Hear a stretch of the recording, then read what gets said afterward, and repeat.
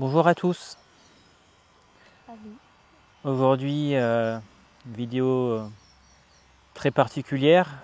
Euh, il s'est passé un événement horrible et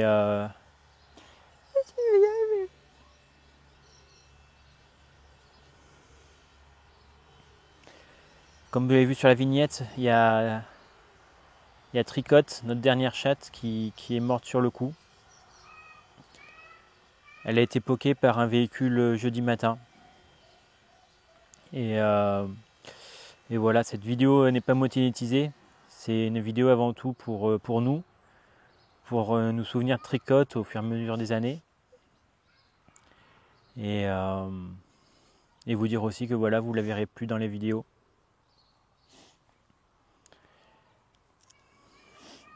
Donc ouais, ces dernières journées ont été très dures pour nous.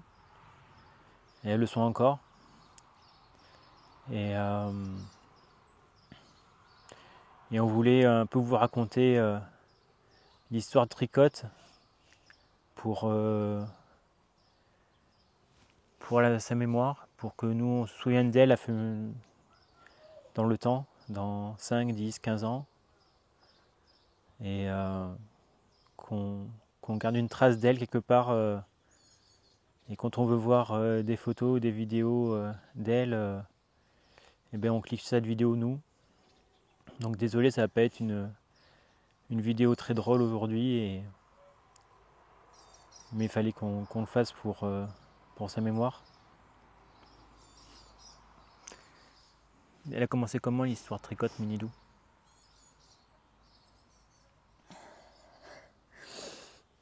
Par la maladie de Isis. de Isis, oui. Isis, il y a un an. Alors, on a 3 chats. Enfin, On en avait un à l'époque. on avait juste Isis. Et elle était avec moi depuis longtemps. Là, elle a 13 ans. Et l'année dernière, oui, il y a un an, elle vomissait. Elle mangeait plus. Elle mangeait plus, c'était bizarre. Puis au bout de 4 jours, Loïc il dit mais c'est pas normal et tout. Et comme des fois elle mangeait beaucoup et elle vomissait derrière, il a fait encore La boulimie. la boulimie ou je sais pas. On va rationner les croquettes ou quoi. Et en fait c'est juste que comme elle allait tout le temps dehors, on voyait pas que son urine était jaune bizarre, jaune fluo et ça aurait dû nous alarmer. Et du coup, on l'a emmené chez le veto. Enfin, Loïc l'a emmené chez le veto parce que moi, toi, t'étais encore maraîcher et moi, je travaillais à fond à Biocop.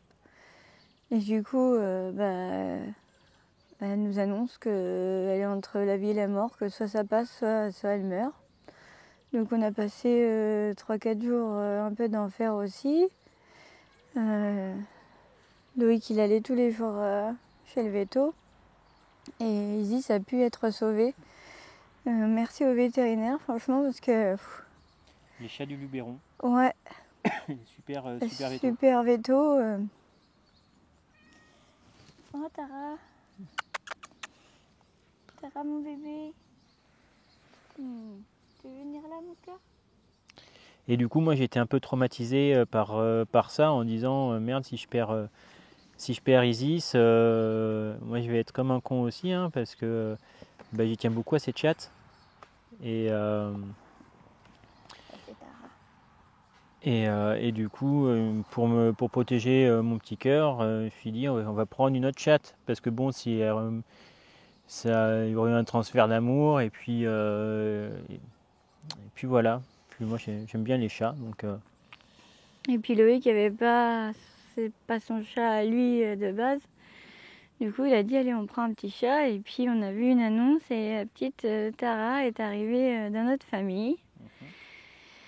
Donc elle est née le 2 juin 2022 et du coup on l'a eue en fin août, début septembre. On a attendu son sevrage, etc. Du coup elle était bien dans notre famille, sauf que Isis, 13 ans, petite mémère, on l'appelle mamie, mamie chat, mémé chat. Donc pas du tout envie de jouer avec Tara parce que Tara reborde d'énergie, c'est une aventurière et une guerrière hors norme. Et du coup, là on a commencé à se dire, elle embête Isis, elle lui fout des tatanes, elle a pas envie de jouer avec, elle la refoule un peu. Du coup, Loïc dit, faudrait prendre une petite sœur pour Tara. Et oui. Et du coup, je regarde sur Facebook. Cerise, elle n'était pas chaude plus que ça. Ah ouais, je me dis, waouh, 3 chats, c'est chaud. Hein. Et du on coup, était sédentaires. Hein. Voilà, mais... Et du coup, je regarde sur Facebook et puis je poste sur Facebook sur Coustelet Utile, sur un groupe sur Facebook, parce qu'on habitait à Coustelet à cette époque-là, dans le Vaucluse. Et du coup, je poste une annonce comme quoi est-ce que vous auriez un chat à donner, etc. Et puis il y a une dame qui répond que son mari travaille dans une usine et que dans cette usine, il y a une 50aine de chats semi-sauvages, dont certains ont été castrés par des vétos puis relâchés. Et du coup, je me suis dit, bon, on va aller voir. Et puis en effet, il y avait plein de chats. Il y avait plein de chats, et sauf que j'avais pour mission d'en prendre un. Sauf que c'était impossible d'en prendre un. J'arrivais pas à en prendre un seul. Ils s'échappaient tous à chaque Ouais. fois qu'on voulait en attraper un, ils avaient peur de nous. C'était vraiment sauvage. Hein. C'était une grande usine de transformation de vin. Et du coup, je reviens le lendemain avec Cerise, dans l'espoir qu'elle m'aide. Et au final, j'aurais pu en attraper une, parce qu'on voulait une femelle castrée. J'ai pu en attraper une, et en fait, c'est la seule qui n'a pas bougé quand je suis arrivé, et que j'ai pu prendre comme ça, là, parce qu'elle était sauvage. Hein. Ouais. Donc je la prends comme ça, et je la mène dans notre camion, et puis je l'enferme dans notre camion. Ouais. Et voici que Tricotte est arrivé chez nous. Les débuts, franchement... ça veut monter sur toi. Eh bien, mon bébé chat. Oui, mon bébé. Ah. Et voilà que Tricotte vient chez nous. Et puis celle-là toute. C'était une Isabelle, elle avait 3 couleurs. Et du coup, tu l'as appelée Tricotte pour ses couleurs. Oui, Tricotte par 3, et puis je trouve que c'est une... Ça lui allait bien, Tricotte. Ouais. Tricotte, notre cocotte, on l'appelait. Tricotti, Tricota, lève la queue, que je te vois. Et du coup, elles sont fait très copines avec... du coup, elle était très copine avec Tara. Et du coup, elles jouaient souvent ensemble, comme prévu, quoi. Et Tara lui maravait souvent la gueule quand même. Mais elle était toujours dans l'acceptation. Et puis, elle était douce, comme il n'y a pas au début sauvage. Donc c'était un peu... Elle a dû mettre 2-3 jours pour s'adapter à la maison. Moi, je me suis dit, il ne faut pas que j'ouvre parce que si elle est dehors, l'usine était presque en face de chez nous. Donc je me suis dit, elle va y retourner. Et finalement, elle était bien avec nous. Plein de câlins, plein de bisous, à manger. Elle était au chaud. Elle a trouvé plein d'amour, et du coup, elle était heureuse comme un coco-pâte. Au début, elle allait très rapidement dans sa litière, et puis, mais par contre, elle faisait caca à côté. Elle avait 4 pattes dans la litière, mais son cul était à l'extérieur. Elle savait pas trop gérer. Elle savait pas trop gérer la litière, mais franchement, c'est la vite fait. Tara lui a appris à se laver. Parce qu'elle avait un poil vraiment dégoûtant. Elle avait plein de puces et tout. On lui a fait un shampoing. On l'a dorloté et tout. Et grâce à toi, ma petite Tara, tu lui as montré comment on faisait pour être propre. Du coup, elle s'était vite adaptée à la fratrie et puis à nous. Et Tara l'avait vraiment acceptée comme sa sœur. Du coup, comme on ne savait pas trop sa date de naissance, on a dit qu'elle serait née aussi le 2 juin 2022, comme Tara, comme ça. Ouais, c'était de prendre des chats qui avaient à peu près le même âge. Ouais, un petit cœur. Et du coup, voilà, partie à l'aventure en nomade avec 3 chats. Tout le monde nous a dit ça va pas faire trop, vous allez galérer, tout ça. Mais nous, c'est nos filles, quoi, c'est nos bébés. On a acheté des colliers radar pour les trouver et puis au final, Tricotte, elle nous quittait pas quoi. Ouais. Tricotte, c'était vraiment la seule qui restait autour de nous, qui restait autour du camping-car, qui nous faisait la fête tout le temps. Voilà, elle nous ramenait des oiseaux, des souris, des trucs pour nous faire des cadeaux. Elle faisait dodo tout le temps avec nous. Elle avait son petit rituel. Ouais. C'était, elle venait dans le lit. Alors des fois, elle venait dans le lit et puis elle allait sur ma hauteur et puis elle se posait sur mon visage. Moi, j'étais comme ça, là, en train d'étouffer, puis je lui grattais le ventre. Puis je me soulevais un peu le visage pour me mettre sur elle comme ça et puis je lui grattais le ventre comme ça. Après 5 minutes, elle partait, elle allait manger et après elle revenait pour des câlins. Et voilà. Elle était trop mignonne, elle était vraiment sage. Elle n'a jamais fait de mal à personne. Elle n'a jamais fait de mal à personne, c'est toujours elle qui se faisait attaquer. Ouais, c'était fait violer une fois par un chat du voisin de ma mère. Elle était vraiment gentille. Elle n'a jamais sorti. Ce qui était un truc aussi, c'est qu'elle, au début, elle s'amusait tout le temps à nous mordre. Mais genre, je sais pas pourquoi, si c'était genre un jeu de chat. Ouais, un trop plein d'émotions, tu vois, ou du coup... Parce que Tara faisait aussi, puis ils disent quand elle était petite aussi, et des fois ils disent parce qu'on la titille un peu, on a envie de jouer avec elle, quand elle commence à vouloir rejouer, elle mord un petit peu, enfin elle mordit, c'est mordillé quoi. Et puis quand je faisais aïe aïe aïe, elle arrêtait tout de suite. Elle arrêtait tout de suite. Ah oui. Ouais, c'était vraiment un amour de chat, et voilà. Et puis bon, bah voilà, elle s'est fait renverser par une voiture, donc le choc, parce que jeudi matin, 9h30, on avait très très très très mal dormi. La nuit, je sais plus pourquoi.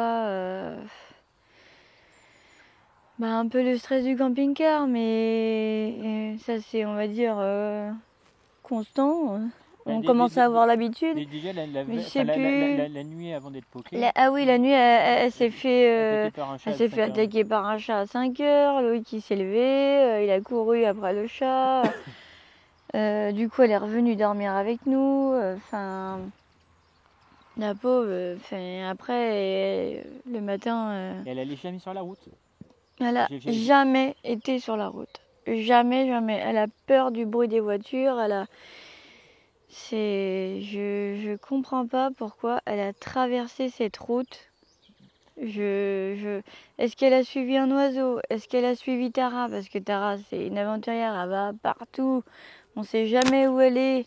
Mais elle se blesse tout le temps. Mais elle revient indemne. En tout cas en vie. Elle se guérit vite. On prend soin d'elle. Mais du coup, Tricotte, elle allait jamais hyper loin, quoi. On l'avait toujours à vue d'œil. C'était très rare qu'elle suive Tara pour partir à l'aventure parce que, je sais pas, elle avait peut-être peur de pas retrouver son chemin ou je sais pas. Et là, elle traverse la route, mais pourquoi, quoi? Nous, on était au lit. J'entends ma sœur dire Loïc, il y a un chat qui s'est fait renverser, je sais pas si c'est le tien. Et du coup, nous, on sort et c'était Tricotte. On l'a vu direct avec ses couleurs. Moi, j'ai vu juste la queue et le bout de la cuisse. C'était déjà bien assez pour moi. Ouais, voilà, c'est ça. Donc, on n'a pas pu la prendre tout de suite. C'est mes sœurs qui s'en ont occupées. C'est la voisine qui a vu, en fait, sur la route, un chauffard. J'en veux même pas au chauffard, je veux dire, c'est... Moi, j'en veux la terre entière, alors. C'est comme ça. Je veux dire, cette route, elle est hyper passante. On est en fin d'agglomération, on est à 30. Et dès que le panneau est en fin d'agglomération, comme ça les fait chier d'être à 30, les gens, alors qu'il y a plein d'habitations, il reste encore 4-5 maisons de mes sœurs et puis des voisins qui suivent. Sauf qu'ensuite, c'est tout de suite la campagne. Et donc, ils ont autorisé à rouler à 70. Il y en a qui roulent même à 50 parce qu'on est dans un petit virage et qu'on voit pas forcément les voitures sortir de leur habitacle, quoi. Et du coup, instinctivement, il y a des gens, ils sont à 50 parce qu'ils voient bien que sinon, c'est compliqué. S'il y a un enfant qui sort, quelqu'un, une voiture, si on roule à 70, le temps de freiner, faut s'accrocher, quoi. Et il y en a, c'est à plus de 70 qui roulent. C'est sûr, on les entend toute la nuit, nous. Nous, on dort dans notre toile de tente et on met des boules caisses. Et le matin, on les entend rouler comme des tarés pour aller embaucher. Et le soir, c'est pareil parce qu'ils sont pressés de rentrer à la maison. Je comprends tout à fait. Mais là, il y a un virage et ça... Là, vous allez dire, c'est un chat. Peut-être que pour vous, c'est juste un animal de compagnie. Pour nous, c'est nos bébés, c'est nos filles. Donc déjà, c'est dur. Mais imaginez, c'est un enfant, quoi.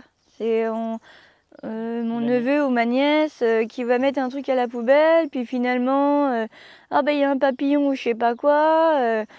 Enfin voilà, c'est rien, mais il suffit de 3 secondes d'inattention et bim quoi. Enfin, la voiture était un peu trop vite. Et puis voilà, donc faut... C'est la vie. C'est dur d'accepter ce qui est, c'est comme ça. On fait sans tricote. On sait qu'elle a été aimée, choyée, que j'espère qu'elle a kiffé sa vie avec nous. C'est sûr. Et puis on lui a fait un petit, un petit hôtel chez ma mère, chez mes parents. Ils ont bien voulu lui faire une petite place dans le jardin pour pouvoir se recueillir quand on passe les voir. Donc ça, merci à eux parce que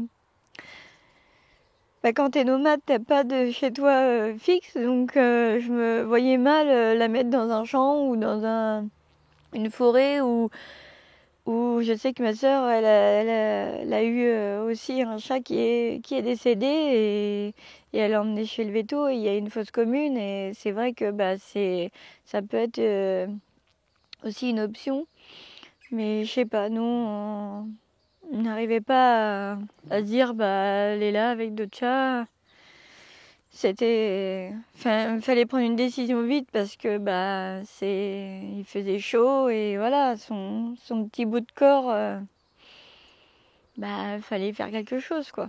Donc c'est pas facile de prendre une décision comme ça dans la rapidité du choc. On a fait un cimetière. On a fait un petit cimetière chez les parents. Et voilà, on a du mal à se dire que bon, le matin même, on faisait encore des câlins ensemble. Et puis d'un seul coup, pim, elle est plus là, quoi. Genre en claquement de secondes. C'est vraiment une mort assez brutale. C'est une mort vachement brutale. Après, elle n'a pas souffert, mais elle est morte sur le coup. Tellement il allait vite, donc c'est pour vous dire. Je sais pas à combien il allait, où elle allait. On va pas catégoriser. Mais voilà. Donc désolée, c'est pas une vidéo joyeuse, mais du coup, vous allez voir dans la vidéo de mercredi que Loïc, pour se changer les idées, il continue. De toute façon, il n'y a pas le choix. Oui, il continue les travaux, mais on est. Les 3 derniers jours, on était vraiment anéantis, on était vraiment. Le moral vraiment très très bas. Voilà.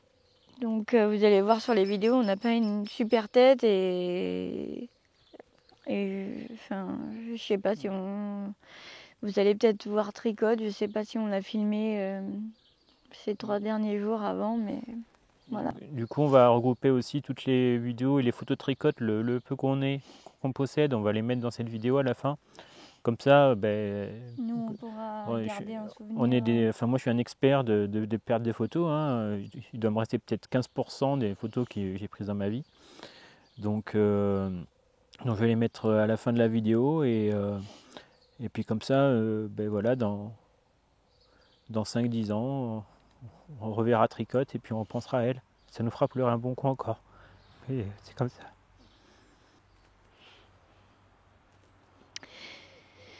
Voilà. Bon voilà, c'est la fin de la vidéo. Bah oui. Qu'est-ce qu'on Je a pense que c'était un amour de chat. J'ai adoré être sa maman. Et puis qu'elle repose en paix.